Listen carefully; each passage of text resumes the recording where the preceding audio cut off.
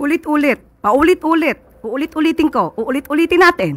Peke, ang video na siyang pinespread or isiniwalat itong si Atty. Harry Roque. Dapat pa natin siyang paniwalaan? Uulit-ulitin ko, paulit-ulit na lamang siya. Yusek, follow up lang po. Hindi naman din po batay dun sa video lang yung panawagang magpa-hair follicle test ang Pangulo.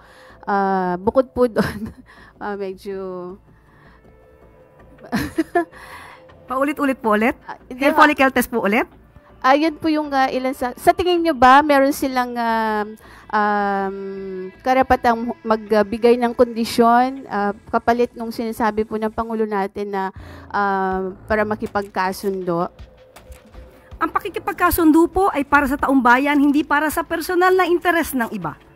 Alalahanin po natin, maliwanag, uulit-ulitin ko ang sinabi ng Pangulo, sa lahat ng tao, gusto niya pong makipagkasundo para magkaroon ng stability, magampanan ang dapat magampanan at hindi madiskaril ang trabaho ng gobyerno.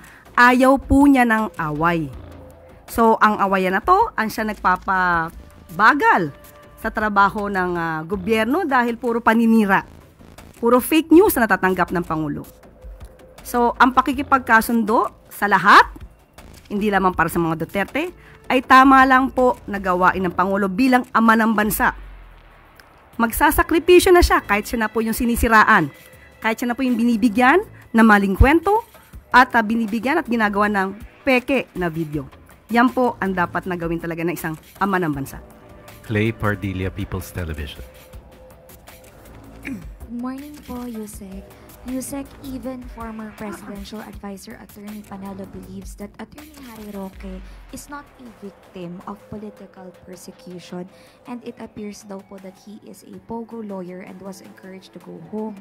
Si Attorney Roque naman po sinabing nag-aaksaya daw po ng pera ang gobyerno para sa paghahanap po sa kanya dahil bumuo po ito ng tracker team. May we know po your response. Thank you. Mukhang si Attorney Harry Roque. Nagsama talaga, no? Sorry. Mukhang si Atty. Harry Roque na lang naman ang naniniwala sa kanyang pananaw na may political persecution. Ito malamang ay ang pagtatago niya ng kanyang maaaring liability at ang kanyang pagsama-sama sa mga Duterte ay ginagawa niyang panangga para ipatunayan na mayroong political persecution.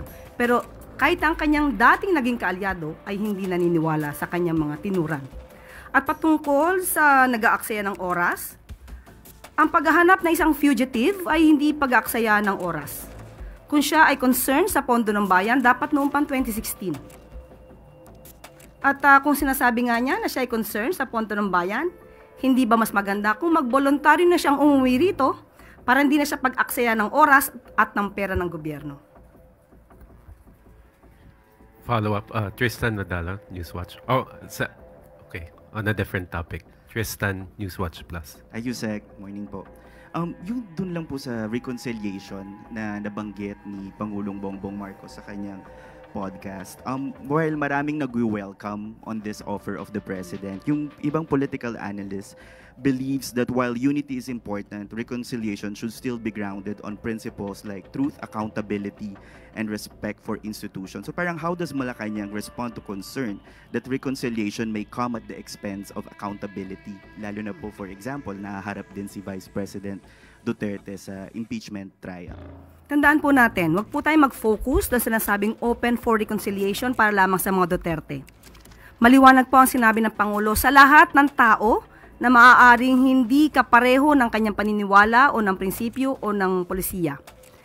Mas maganda kung lahat ng tao ay makakasundo niya para po sa taong bayan, para magkaroon na po ng tuloy-tuloy na pagtatrabaho para sa bansa. So wag nating isentro ang open for reconciliation sa mga Duterte. Hindi po gagawin ng Pangulo na lumabag sa batas para lamang sa isang reconciliation. Follow-up lang po, Yusek.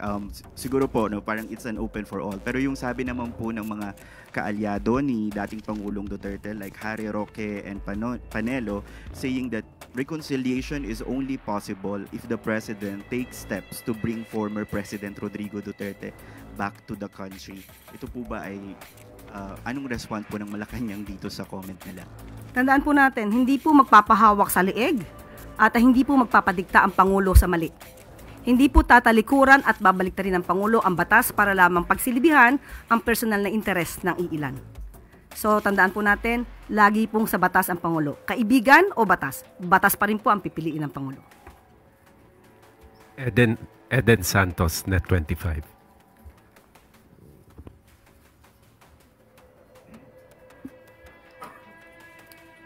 Gaya din po na nabanggit nila, Yusek, good morning po.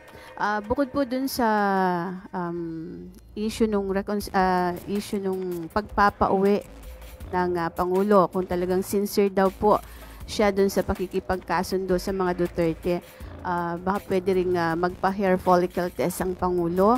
May mga condition po para lang maipakita daw yung sinceridad po ng ating Pangulo dun sa kanyang pakikipag-reconcile or pakikipagkasundo sa mga Duterte. Ano pong reaction ng Malacanang dito? Ulit-ulit, paulit-ulit, uulit-ulitin ko, uulit-ulitin natin. Peke, ang video na siyang pinespread or isiniwalat nitong si Atty. Harry Roque. Dapat pa natin siyang paniwalaan? Uulit-ulitin ko, paulit-ulit na lamang siya. Yusek, follow-up lang po. Hindi naman din po batay dun sa video lang yung panawagang magpa-hair follicle test ang Pangulo. Bukod po doon, medyo... Paulit-ulit po ulit? Hair follicle test po ulit? Yun po yung ilan sa tingin nyo ba meron silang karapatang magbigay ng kondisyon kapalit nung sinasabi po ng Pangulo natin na para makipagkasundo? Ang pakikipagkasundo po ay para sa taong bayan, hindi para sa personal na interes ng iba.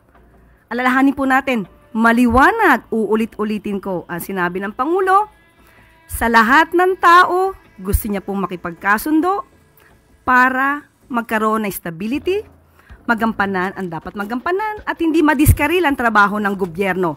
Ayaw po niya ng away. So, ang awayan na to, ang siya nagpapabagal sa trabaho ng gobyerno dahil puro paninira. Puro fake news na natatanggap ng Pangulo. So, ang pakikipagkasundo sa lahat, hindi lamang para sa mga Duterte, ay tama lang po na gawain ng Pangulo bilang ama ng bansa. Magsasakripisyo na siya kahit siya na po yung sinisiraan, kahit siya na po yung binibigyan na maling kwento at binibigyan at ginagawa ng peke na video. Yan po ang dapat na gawin talaga ng isang ama ng bansa. Salamat po. Follow-up, Ivan Mayrina, GMA Integrated News. With due respect, Yusek, ang sinasagot po ng Pangulo dun sa reconciliation, diretso po yung tanong, ay tungkol sa mga Duterte. He was responding to a question, specifically, reconciliation with the Dutertes. Kaya nga po sinabi niya, opo, kasama ang mga Duterte. Pero wag natin pong isentro sa mga Duterte. Dahil ang sinabi niyang sumunod ay gusto niya pong makipagkasundo sa lahat ng tao. Ito po yung sinabi niya. Ayaw ko ng gulo, gusto kong makasundo ang lahat ng tao. Mas maganda. So, kung isa pong parte ang pakikipagkasundo sa mga Duterte, maganda po yun. At ang malinaw po, the offer of reconciliation should not come with any conditions. Yun po ang gusto nating sabihin. Opo, ito naman para sa taong bayan at para sa bansa. Salamat po. Another follow-up, Pierre Pastor, Bilyonaryo. Hi, sir. Dun sa reconciliation and ayaw ng politika, clarify lang po, hindi po ba ipapakita ng Pangulo nahahabulin niya o pananagutin kung nagkasalaman? Nagsisimula... Yes. Okay, Kasi medyo meron pong na makikipagbati ba at may ayaw ng politika kung talaga namang nagkasala. Dapat po ba, hindi po ba dapat ipakita ng Pangulo na hahabulin niya ang mga nagkasala? Nung sinabi at tinanong siya kung open siya for reconciliation, wala pong nabanggit na hindi niya ipapatupad ng batas. Wala pong nabanggit na magpapatawad siya kung may nagkasala. So ang reconciliation lamang po ay para hindi na magkaroon ng gulo at para magkaroon nga po ng stability at matupad niya ang kanyang mga pangako sa bayan. Thank you. We have time for one more question. Alvin Baltazar, Radio Filipinas.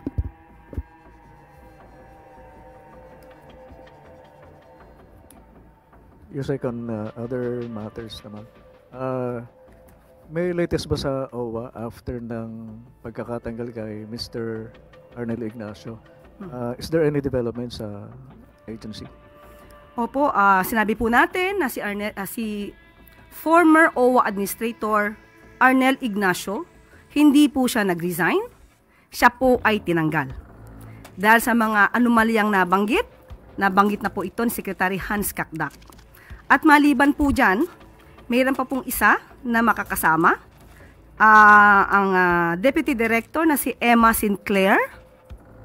Pareho po silang tinanggal, hindi po sila pinag-resign.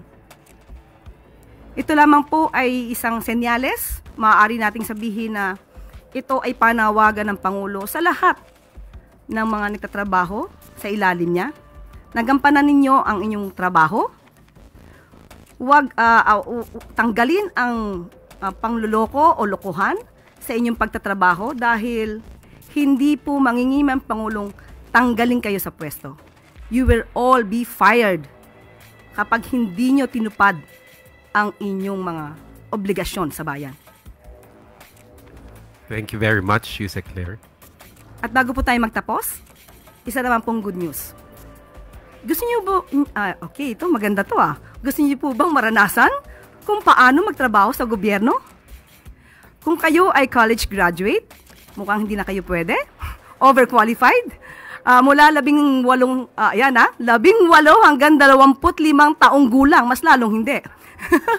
Nasa junior, di ba? Nasa junior or senior college level sa darating na pasukan at mas mababa sa latest regional poverty threshold ang kinikita ng inyong pamilya.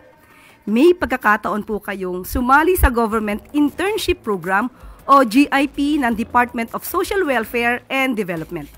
75 ang available internship slots sa bawat DSWD field office, habang 35 intern naman ang tatanggapin sa central office sa Quezon City. Tatanggap ng katumbas na 75% ng regional minimum wage as of November 2022 ang mga intern na kailangang makapagsilbi ng 30 working days. Sa mga interesado, ano pang hinihintay nyo? Apply na. Maraming salamat.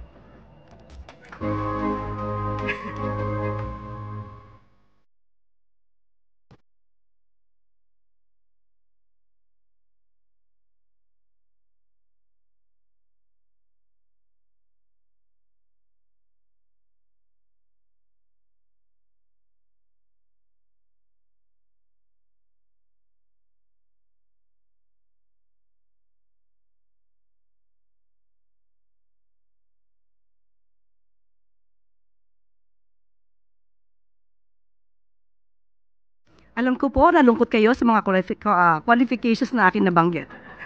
At muli pong paalala, maaari na po kayong dumulog sa ating mga kababayan natin sa 51 bagong urgent care and ambulatory services or bukas centers sa 33 probinsya sa buong bansa. Meron ng 26 sa Luzon, 8 sa Visayas at 17 sa Mindanao na nagsiservisyo na po sa 500 pasyente araw-araw. Target ng Department of Health na makapagpatayo pa ng hindi bababa sa 28 na bukas centers sa buong bansa para mapagsilbihan ang nasa 28 milyong Pilipino na nangangailangan ng accessible at dekalidad na serbisyong pangkalusugan. Sa tandaan po natin, ang proyekto po ng Pangulo, bigas at bukas. At dito po nagtatapos ang ating briefing ngayong araw. Maraming salamat, Malacanang Press Corps. Magandang tanghali para sa bagong Pilipinas.